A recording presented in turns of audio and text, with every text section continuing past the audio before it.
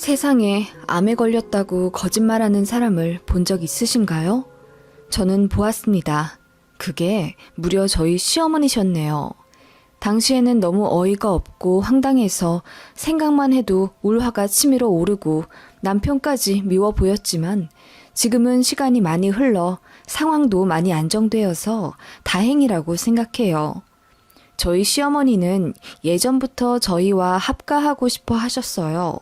남편에겐 형이 한 명 있는데 사업 잘 되다가 갑자기 기우는 바람에 빈털터리가 되어 이혼당하고 혼자 원룸에서 살고 있습니다. 자존심이 다쳐서인지 사이좋게 잘 지내던 형제 사이도 허무해지고 저희 남편한테도 연락 안 하며 시댁과도 왕래가 없다고 들었어요.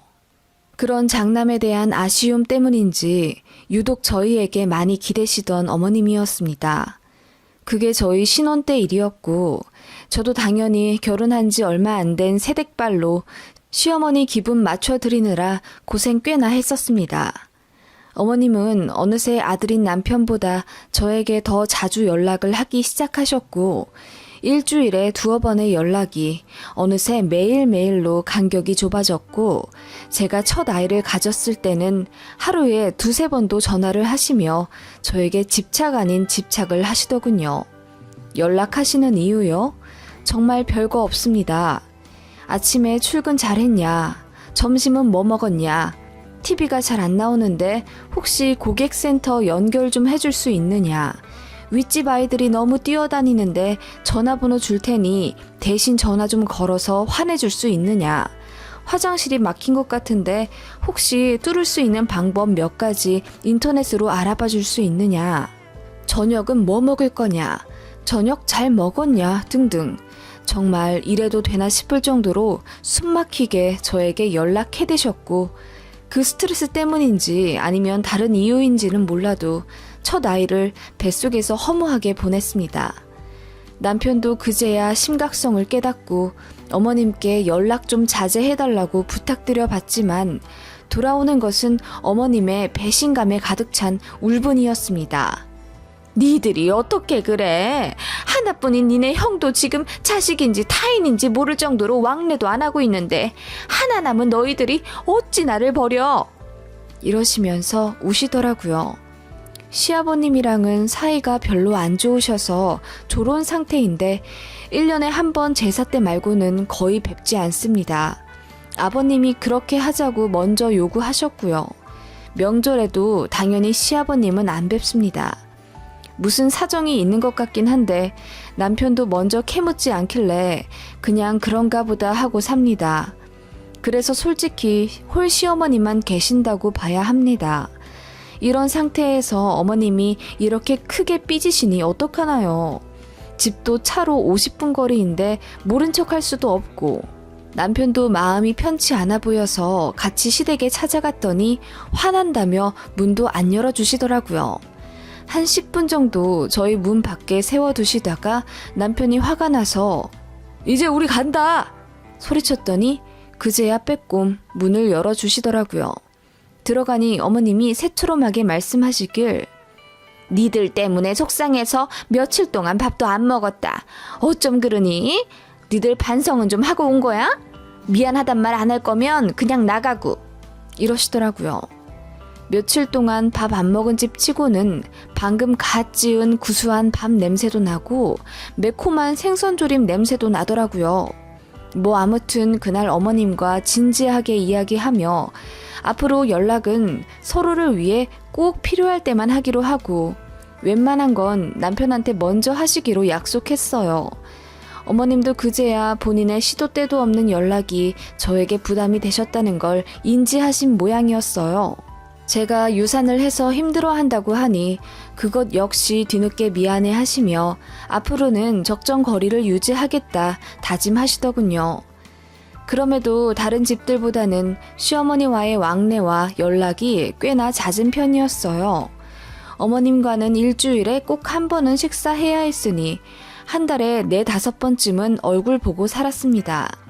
시댁이 가까이 있으니 그런 것쯤은 저도 각오하고 했던 결혼이긴 했고 적당하기만 하면 크게 개의치 않는 성격이라 그냥 그러려니 하고 살게 되었죠. 그러다가 이제 제가 아이를 또 갖게 되었고 남편은 제가 또 유산할까봐 회사를 관두길 바라더라고요. 남편이 하라고 해서 한 건 아니고 저도 아이를 너무나 바라게 되어서 혹시 모를 상황 때문에 결국 사표를 내고 전업주부의 길로 들어섰습니다. 시간이 좀 많아지면서 친정에도 혼자 자주 가게 되었어요. 친정은 지하철로 40분 정도만 가면 되는 거리라 앉아서 가면 정말 편하게 갈 수 있었거든요. 게다가 임신하니까 왜 그렇게 엄마 반찬이 먹고 싶은지 일주일에 한두 번 정도 친정 가서 점심 먹고 차 한잔 하다가 저녁 되기 전에 남편 밥 차려주러 집으로 들어오곤 했어요. 어머님은 그게 너무 마음에 안 드셨던 모양이었어요. 전화할 때마다 제가 친정에 가 있다면서 볼멘 소리를 하시더라고요. 여보세요? 세아가 어디니? 네, 어머님. 저 친정 와 있어요. 친정? 엊그제 갔다더니 또 갔어? 왜 그렇게 자주 가? 거길 갈 거면 우리 집도 자주 오지. 어머님이랑도 일주일에 한 번은 꼭 식사하잖아요. 그리고 저 친정 거의 안 오다가 임신하고 나서 조금씩 오고 있는걸요? 아니 그래도 그럼 친정 한 번, 시댁 한 번 이렇게 들러. 어머님 이미 그렇게 하고 있어요. 아니 그래도 횟수를 딱 정하란 말이야. 너 이번 주에는 그럼 벌써 친정 2번 간 거 아니냐? 그럼 우리 집에도 이번 주에 2번 와야지. 내일 와 우리 집에. 아, 네. 그렇게 제가 친정 가는 걸 가자미 눈을 뜨고 감시하시는 듯 했죠. 제가 맨날 친정집 가 있는 것도 아니고 임신해서 엄마 밥이 좀 먹고 싶다는 건데 그게 그렇게 이해 못하실 일이었을까요? 저는 저대로 기분이 나빴죠. 가뜩이나 임신 초기라 예민하기도 했고요. 그리고 그렇게 요구하셔서 시댁에 가면 정작 어머님은 손 하나 까딱 안 하시고 저한테 밥 차리라고 하십니다. 며느리 밥 좀 먹고 싶다고 하시면서요. 제가 참다 못해 말했습니다. 어머님, 저 친정 가는 거요.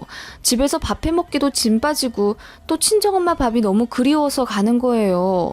임신 초기라 생각나는 음식이 지금은 친정엄마가 해주셨던 반찬들밖에 없어서요. 그래, 뭐 그럴 순 있겠지. 나도 옛날에 네 아주버님 가졌을 때 우리 엄마가 해준 미역줄기 볶음이 그렇게 생각나더라.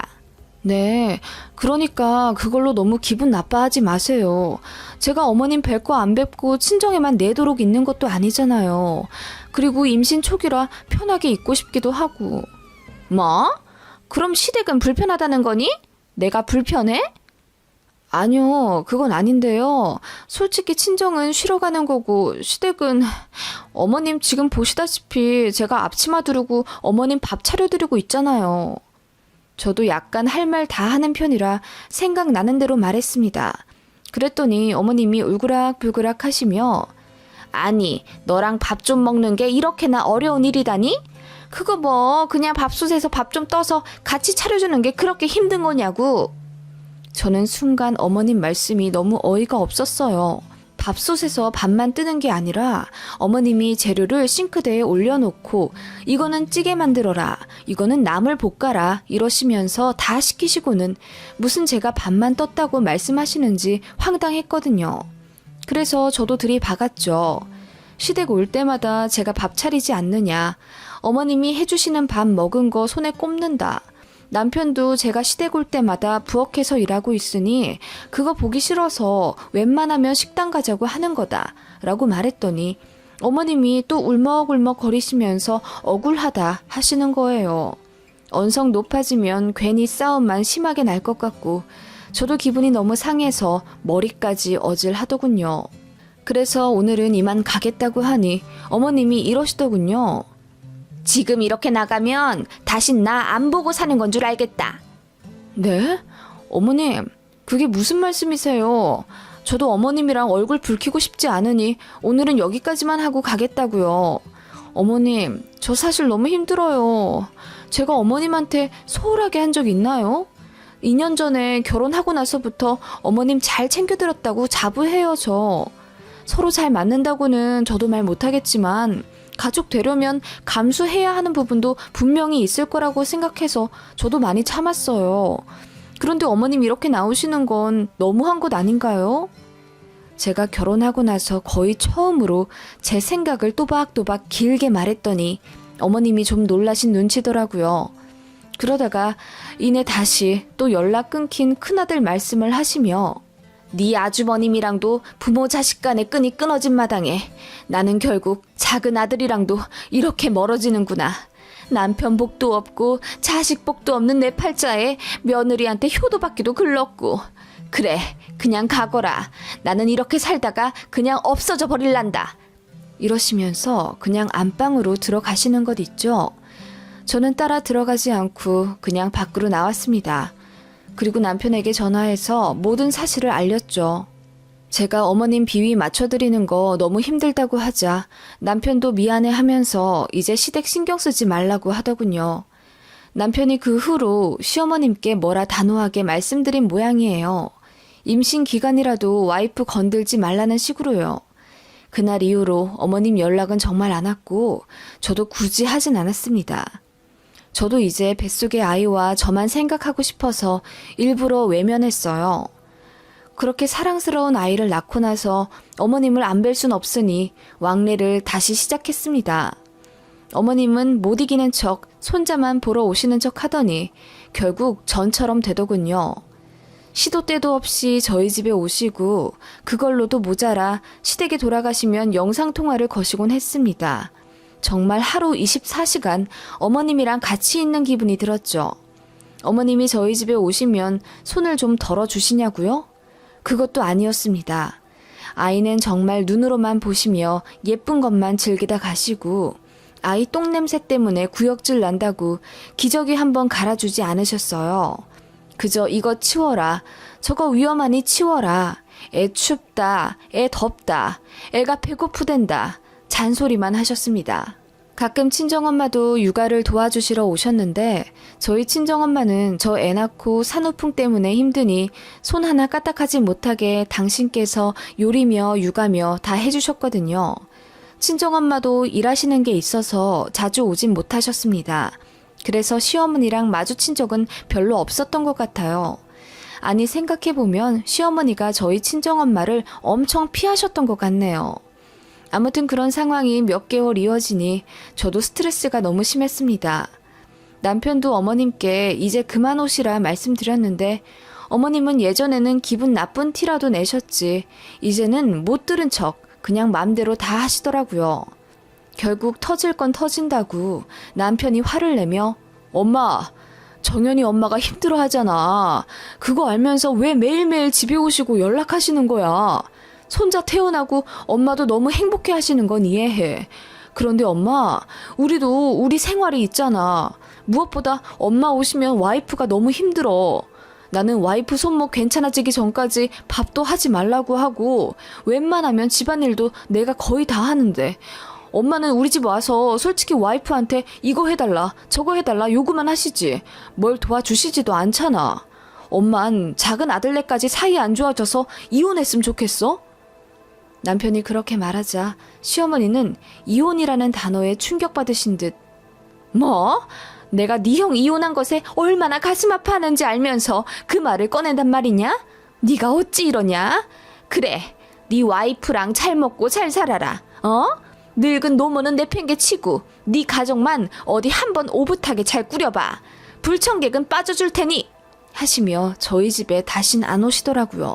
몇 주 지나 저희 아이 300일 파티 하는 거 아시면서도 전화도 안 받고 그러시길래 저도 이제 지쳐서 여보, 난 이제 너무 지쳤어. 어머님 비위 맞춰드리는 것도 솔직히 하루 이틀이지. 내 아이 케어하기만 해도 바쁘고 정신없는데 어머님까지 챙겨드리는 건 난 못해. 솔직히 정신적으로 너무 피곤하고. 당신한테 미안하지만 난 이사까지 가고 싶을 정도야. 너무 힘들어. 그래, 미안해. 이사? 당신이 그 정도라면 이사도 생각을 좀 해볼게. 남편은 그 무뚝뚝한 성격에 애써 제 마음을 이해해주려 노력하더군요. 그래도 이사는 좀 아니다 싶었는지 이사에 대해 더 이야기는 하진 않았고요. 그렇게 몇 달 시어머님과 정말 또 연락 안 했습니다. 그리고 나서 신정과 구정을 맞았지만 그때도 연락 않고 모르는 척 살았어요. 그런데 어느 날 정말 입을 다물지 못할 연락을 받게 됩니다. 어머님으로부터요. 아이와 문화센터 다녀오는 길에 마트에 들러 장을 보고 있는데 전화가 오더라고요. 발신인을 보니 어머님이셨습니다. 새아가니? 네, 어머님 저예요. 통화는 오랜만이네요. 그래, 그렇구나. 잘 지냈니? 네, 어머님도 잘 지내셨고요. 그래, 아니, 잘 못 지냈다. 사실 내가 얼마 전에 속이 너무 안 좋고 매일 토하고 그래서 동네 병원에 갔는데 글쎄 이리저리 진찰을 해보더니 나보고 큰 병원에 가라는 거다. 어머, 그러셨어요? 그래서 검사를 했는데 글쎄 내가 암이란다. 네? 어머님이 암이시라고요? 그래, 위암 3기라면서 얼마 못 살 거라는데 그래서 그렇게 내가 힘이 없고 그랬나 봐. 어머님, 일단 정연이 아빠한테 이야기를 할게요. 그래, 얘기하고 이번 주에 얼굴이나 한번 보자. 그렇게 남편에게 이야기를 했더니 엄청 놀라더라고요. 어머님은 주말에 뵙긴 했지만 저녁에 들어온 남편과 상의 끝에 그날 바로 시댁에가 어머님을 뵙기로 했습니다. 연락도 없이 불쑥 찾아온 저희에게 어머님은 너무나 놀라신 듯 했어요. 전보다 좀 수척해지신 것도 같고 그렇더라고요. 남편이 눈물을 흘리며 자초지종을 묻자 어머님이 말을 더듬으시며 주말에 정리해서 말해준다 하시더라고요. 어머님은 그렇게 저희를 쫓아내다시피 하셔서 얼마 대화도 못했습니다. 그 주에 어머님을 뵈러 다시 가니 이번에는 정말 행색이 말도 못하게 안 좋으신 거예요. 저번에는 그래도 이 정도는 아니었는데 불과 3일 만에 눈밑은 퀭하고 입술은 다 터 계신 것 같고 그리고 어머님이 이어 말씀하시기를 위암 3기인데 항암 치료하기 전에 수술 먼저 하게 되셨다면서 수술은 시이모가 병간 후 해주기로 하셨으니 저희더러 신경 쓸 거 없다고 하시더라고요. 병원은 어디냐고 물으니 그것도 안 가르쳐 주시더라고요. 그러시더니 수술 전에 저희 집에 좀 들어가 지내도 되냐고 물으시더군요. 내가 힘이 없어서 숟가락 하나 들기도 힘드네. 너희 집에 가서 내가 좀 나아지기 전까지 간호 좀 받아도 될까? 수술하고 나면 괜찮아지겠지. 내가 지금은 기댈 데가 너희들밖에 없네. 좀 부탁하마. 내가 영 차도가 없다 싶으면 요양병원에 알아서 들어가마. 니들 부담 주고 싶지 않구나. 엄마. 펑펑 우는 남편을 보며 저도 마음이 아팠고 편찮으시다는 어머님이고 생사가 갈린 문제인데 솔직히 뭐 어떻게 하겠습니까? 지난 일은 지난 일이고 어머님도 위독하시니 당연히 모셔야죠. 혼자 계신데 밥도 제대로 못 챙겨 드신다니 어쩝니까? 그렇게 어머님은 캐리어 가득 짐을 싸서 저희 집에 오셨습니다. 그리고 소화가 안 되신다고 하셔서 제가 직접 몇 끼니 죽을 끓여서 드렸어요. 어머님, 수술이 언제세요? 저기 다 다음 달쯤 하기로 했어. 날짜가 정확히 언제인데요? 아니 수술 받기 전에 미리 입원도 하고 그렇다던데 정연이 아빠가 휴가를 써야 같이 가보고 그러죠. 날짜를 알려주세요, 어머님. 아니 될 때도 내가 알아서 할게. 네 시이모가 도와준댔잖니. 내 때 되면 알아서 병원 가고 하마. 너는 신경 쓸 거 없다. 네? 아니 어머님. 그렇게 뭔가 애매한 어머님이셨습니다. 몸이 많이 안 좋으시다더니 역시나 잔소리 하실 땐 기운이 넘쳐 흐르셨고 저희 집 왔을 때는 분명 얼굴도 탁하게 빛도 안 좋으셨고 눈 밑에 다크서클도 지나셨는데 어쩔 땐 괜찮고 어쩔 땐 또 엄청 심하시고 그러신 것 같더라고요. 원래 위암이 좀 그런 건가 보다 했습니다. 저희 친정에서도 소식 듣고 엄청 놀라시며 저희 집에 찾아와 어머님을 뵈러 오셨습니다. 그러자 어머님이 엄청 불편해 하시면서 부담스럽다고 자리를 피하려 하시더군요. 저희 엄마가 시어머님 손잡고 꼭 나으실 겁니다. 제가 기도 많이 드릴게요. 요즘은 현대 의학이 그렇게 좋대잖아요. 수술 날이 언제십니까? 어디서 하시고요? 제가 성도들 데리고 병실 가서 기도 좀 드리고 싶은데. 아니, 그런 거 싫습니다. 안 해도 됩니다. 괜찮대도요. 그렇게 저희 친정엄마가 걱정스레 물어보시는 말에도 모른 척 고개를 돌리시더라고요. 그렇게 어머님과의 합가가 하루하루 늘어갈수록 이상한 점이 많아졌습니다. 어머님은 아침잠이 없으셔서 항상 새벽 5시 반쯤 일어나시고 저는 아이와 함께 7시쯤 일어날 때가 많습니다. 아이랑 일어나면 남편을 깨우고 출근 준비 겸 아침 식사를 요리하면서 어머님께 죽 내어드리는 게 저희 일상이 되기 시작했는데요. 그날따라 저희 아이가 일찍 일어나서 6시쯤 안방에서 기상했습니다.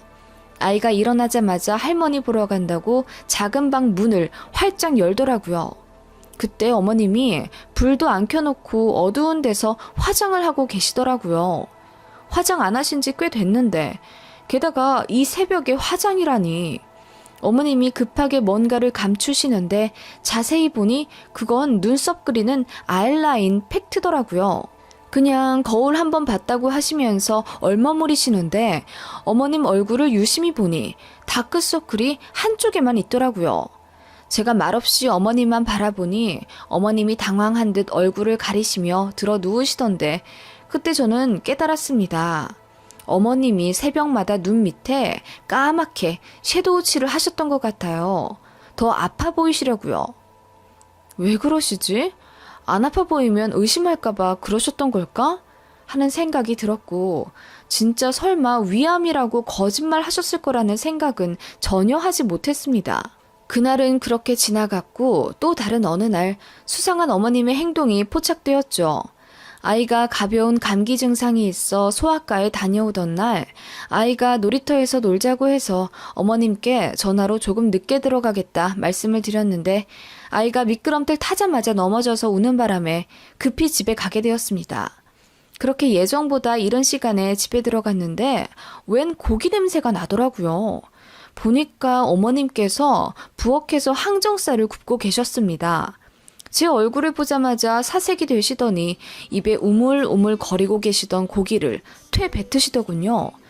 그러더니 이내 울먹거리며 수술 받고 나면 이 고기도 이제 못 먹을 텐데 내가 돼지고기 한번 먹어보고 싶어서 하고 우시더라고요. 그 모습을 보니 몇 주 동안 고기 한 점 못 드시고 맛없는 죽만 드셔서 그렇구나 하고 안타깝게 생각했습니다. 그리고 그 이야기를 남편에게도 해주었죠. 그랬더니 남편이 고개를 갸웃거리며 이상하다. 엄마가 분명히 이제 고기 냄새도 못 맡겠다 하시면서 고기를 삼키려고 해도 바로 헛구역질이 나온다고 하셨거든. 근데 항정살을 구워서 드시고 계셨다고? 팩 보니까 이미 혼자 200g만 드셨던데? 그래? 남편은 이야기를 듣더니 무언가 생각에 빠진 듯 오래 말이 없더라고요. 그러더니 남편이 어머님께 다가가 잠깐 이야기 좀 하자고 하며 외투를 입고 외출하려 하더군요. 어머님이 놀란 듯 왜 그러냐 하니 남편이 아무리 그래도 내가 아들인데 엄마 몸 상태도 제대로 모르고 있다는 게 말이 안 되잖아.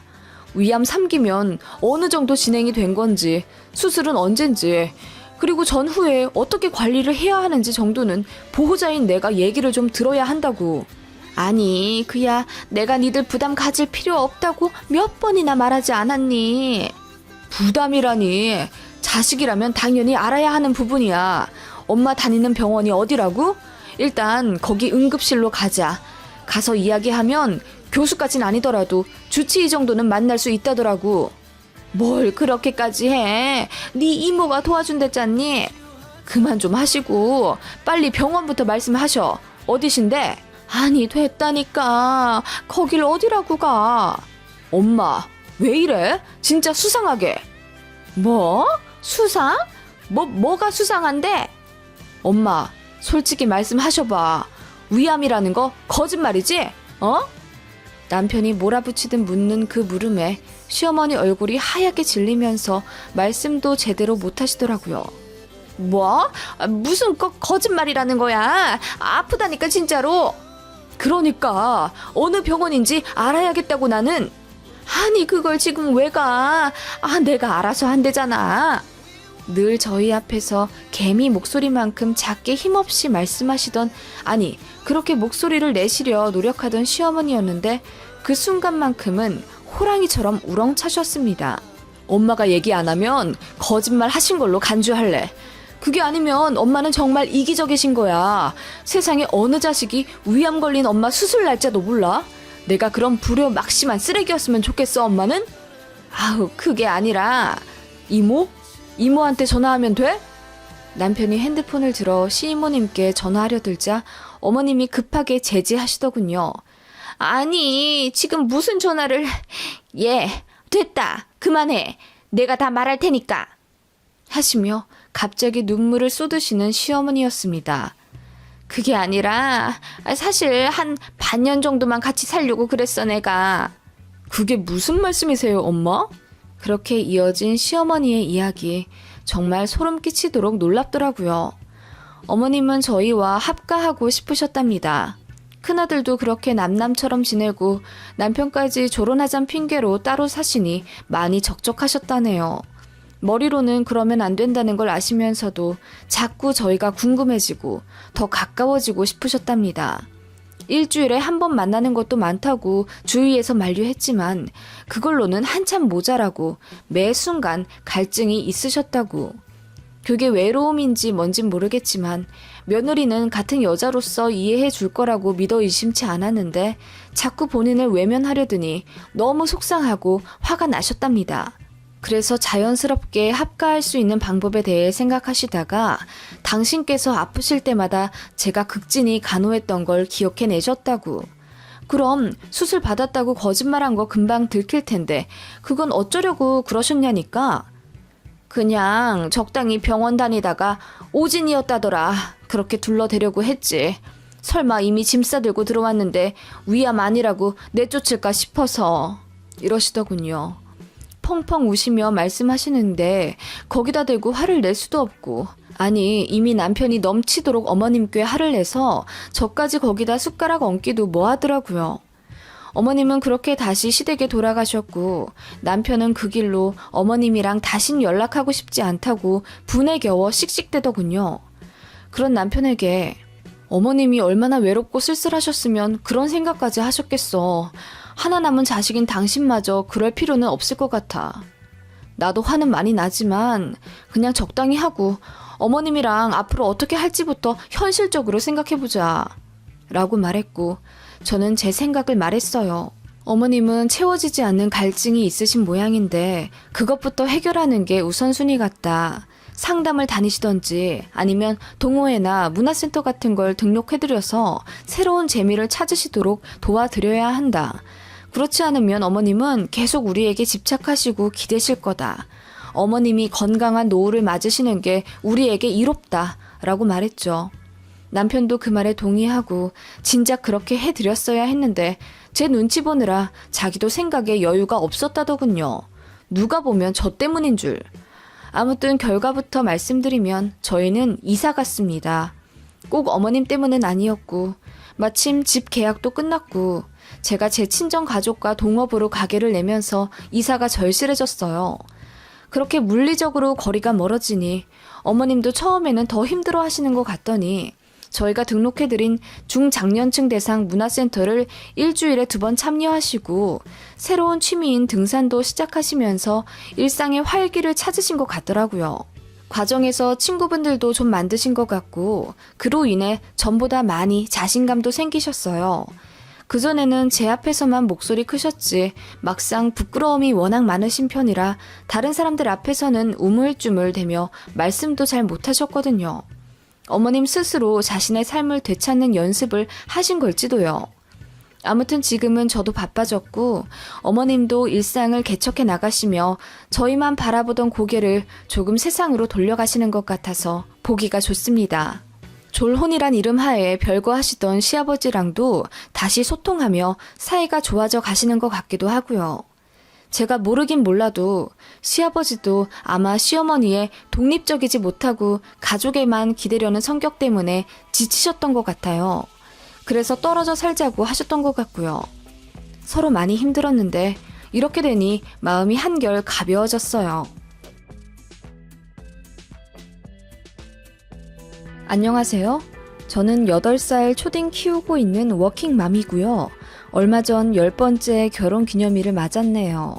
남편과 정답게 케이크에 초를 끄며 아이의 축하를 받으니 새삼 저희 결혼식이 생각났어요. 인생에 있어서 다신 없을 최고의 행사가 저에게는 최악의 잔치였었죠. 바로 시어머니 때문입니다. 결과적으로 결혼식 당일날 시어머니와 연을 끊어서 아이가 8살이 된 지금까지도 전혀 왕래 않고 있습니다. 사실 남편에게 계속 연락을 하시지만 남편이 받고 있지 않고 있다는 게 맞네요. 사실 이 글을 쓰는 이유는 아이도 많이 컸고 친할머니에 대한 궁금함이 있는 것 같은데 이제 연락을 슬슬 해야 하나 그런 생각이 들어서예요. 머리로는 굳이 그럴 필요 없다는 생각이 들지만 이게 정말 현명한 건가 싶기도 하고 그래서 많은 분들이 보시는 이 게시판에 글을 써서 고견을 좀 구하고 싶습니다. 이대로 쭉 연을 끊고 살아도 되는 건지요? 그럼 이야기를 시작할게요. 저는 남편과 4년 연애 끝에 결혼했습니다. 남편이 대학원 다니고 있을 때부터 연애해서 졸업하고 바로 연구원으로 들어가자마자 프로포즈 받았어요. 남편이 대학원 간다고 했을 때 남편 집에서 엄청 반대를 했대요. 남편은 명문대생이었는데 사립대학교에 공과대학이라 대학 등록금도 높은 편이었거든요. 그 때문에 빨리 취직이나 하라고 압박을 주셨다네요, 집에서. 솔직히 말해서 집에서 등록금이나 몇 번 대주셨으면 그런 말씀 하시는 거 이해해 볼 수는 있겠어요. 그런데 남편 말로는 집에서 딱 입학금만 내주시고 그 다음부터는 철저하게 혼자 벌어 공부하라고 하시며 용돈도 10원 한 장 주지 않으셨다네요. 남편 혼자 알바하고 악착같이 공부해 기숙사 들어가고 장학금도 받아가면서 대학 4년 다녔다더군요. 너무 힘들어서 코피도 자주 쏟았다고. 그런데 빨리 취직해서 부모님 용돈 드릴 생각 안 한다고 남편에게만 그렇게 구박을 하셨답니다. 남편은 장남인데 둘째 아들에겐 안 그러셨대요.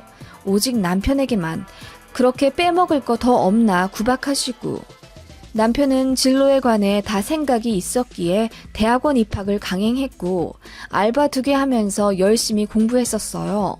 그때 제가 남편을 만난 거였죠. 어찌나 성실하고 순수하던지 그런 모습에 반해 사귀게 되었고 4년 사귀는 동안 남편은 본인대로 바쁘면서 저한테 단 한 번도 소홀하게 굴어 서운하게 만든 적이 없습니다.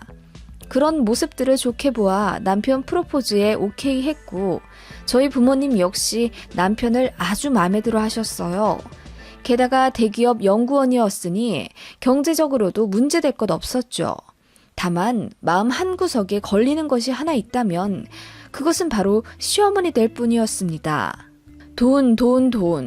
어머님은 너무나 돈돈거리는 사람이었어요. 연애 때 있었던 일을 하나 얘기해보자면요. 남편이 대학원 다니면서 과외 알바도 하고 모 회사에서 자료 봐주고 수정해주는 타임제 근무도 했었어요. 그래서 대학원생이었지만 한 달에 200만 원 가량 이미 벌고 있었습니다. 남편은 일찌감치 독립해서 살았지만 다달이 시댁에 돈도 들이고 있었다더군요. 어머님이 강력하게 주장해서 한 달에 100만 원씩 보내고 있었다더군요. 키워준 값 운운하시면서요. 지금 생각하면 아니 제대로 취직도 못한 상태인데 그런 아들에게 다달이 100만 원이라뇨. 워낙 입김이 세신 분이기도 하고 괜히 싫은 티 냈다가는 학교까지 찾아와 고성 지르실 뿐이라면서 남편은 묵묵히 돈을 보내더라고요. 남편 입장은 이랬어요. 나는 키워주신 부모님한테 감사하지만 어릴 때부터 워낙 독립적으로 자랐어. 고등학교 때부터 거의 용돈 못 받고 살았다면 말 다 한 거지. 우리 어머니가 아버지 때문에 많이 고생하셨고 어머니 덕분에 다 쓰러져 가는 집에서 32평 아파트로 이사간 것도 맞지만 그건 어디까지나 엄마 욕심이었고 내 입에 들어가는 쌀밥 한 숟가락 아까워하시는 분이었어. 나도 그런 것들이 다 가슴에 사무치거든. 집에서 다달이 100만 원 보내달라고 하시는 것도 정말 사정이 어려워서가 아니라는 것쯤은 알고 있어. 결혼하고 나면 나도 가정을 꾸리게 되는 건데 절대로 다달이 100만 원이나 보내드릴 순 없어.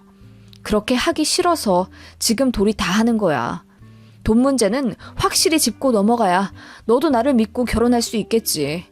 이건 약속할게. 내가 밑빠진 독이 아니라는 걸 너와 살면서 꼭 증명해 보일게.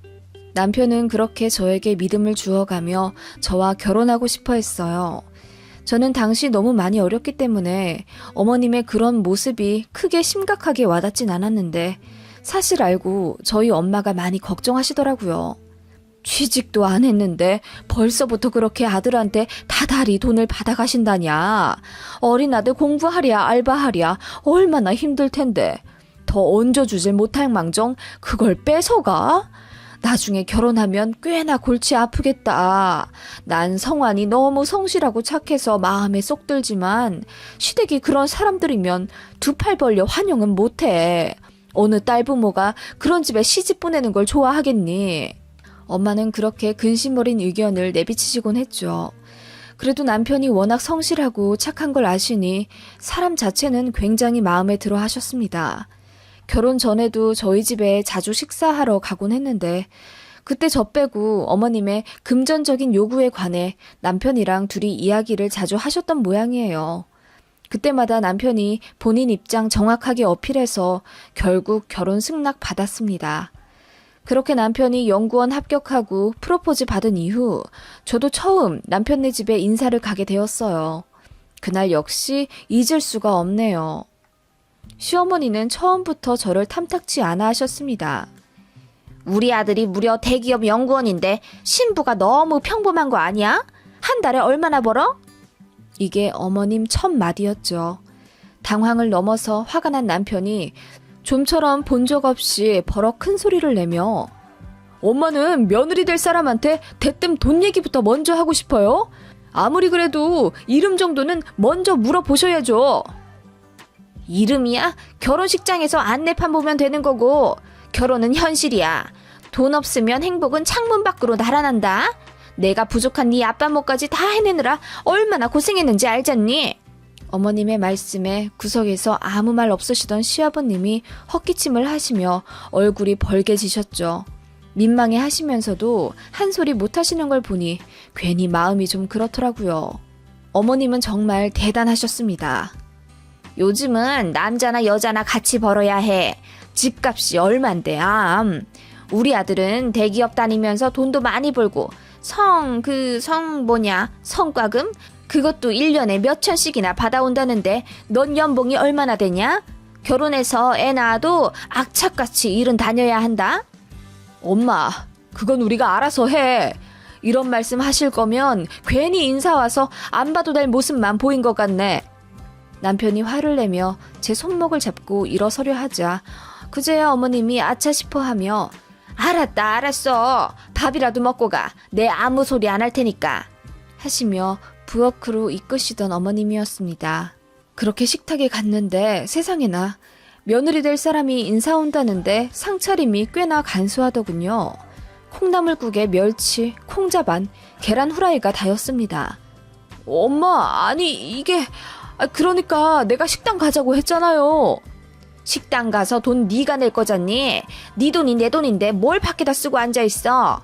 그래, 며느리면 우리 가족 될 사람이니까 평소처럼 먹어야지.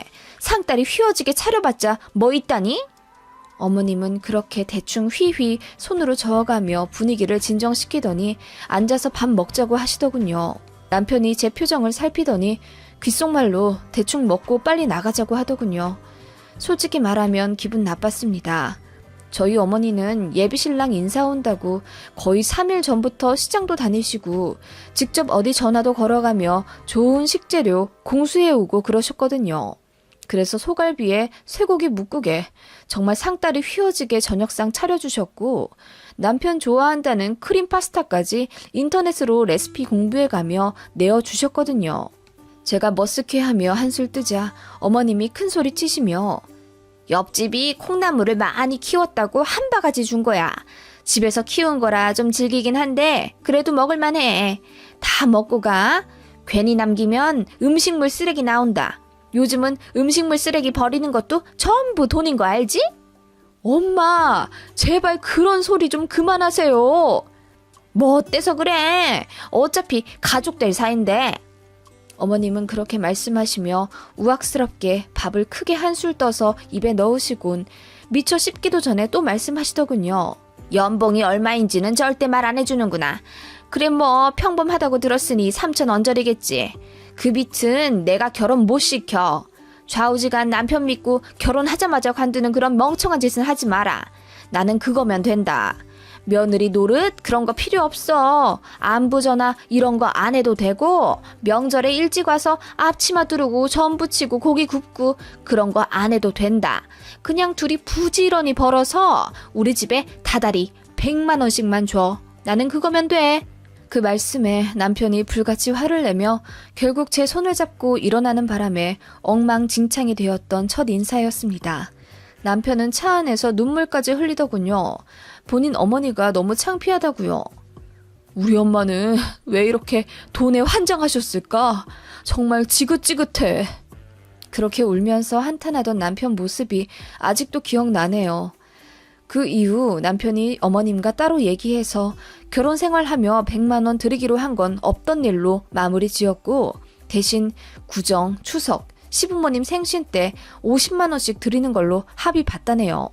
그렇게 하지 않으면 영 끊겠다고 으름장을 놓았다더군요. 신혼집은 남편과 제가 모아둔 돈과 일부 대출받아 전세에서 시작하기로 했습니다. 사실 저희 친정 부모님께서 얼마 보태주신다고 하셨는데 안 받았습니다. 솔직히 시댁에서 지원 한 푼 안 해주시는데 굳이 받아야 하나 싶기도 하고 남편 직장에서 전세자금 무이자 대출 받을 수 있어서 1, 2년 빡시게 모으면 금방 갚을 수 있었거든요. 남편도 손 내어가며 안 받겠다 하고 본인이 담배 끊어가며 돈 아끼고 많이 벌겠다 하더라고요. 남편이 저에게 미안했는지 웨딩홀부터 신혼여행까지 전부 본인이 낸다고 저는 결혼 준비 과정에서 택시비 10,000원 한 푼 못 쓰게 하더군요. 그렇게 결혼 준비를 거진해가며 상견례를 했는데 아니나 다를까 시어머니가 또 돈 얘기를 꺼내시며 이러시더라고요. 나는 우리 장남이 국민연금이나 다름없었어요.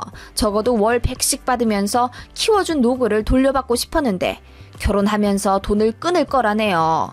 지 색시랑 잘 먹고 잘 살겠다면서. 엄마, 무슨 그런 말씀을 여기서. 얼굴이 벌개져서 어찌나 화를 내든지. 근데 생각해보니까 내가 너무 받으려고만 해서 그런가 보다 싶더라고요. 그래서 얘네 신혼집에 돈을 좀 보태주려고요. 그 말에 저희 친정 부모님도 당황하셨죠. 애들 집에 얼마를 보태주실 건가요? 일단 3천만 원 보태주려고요.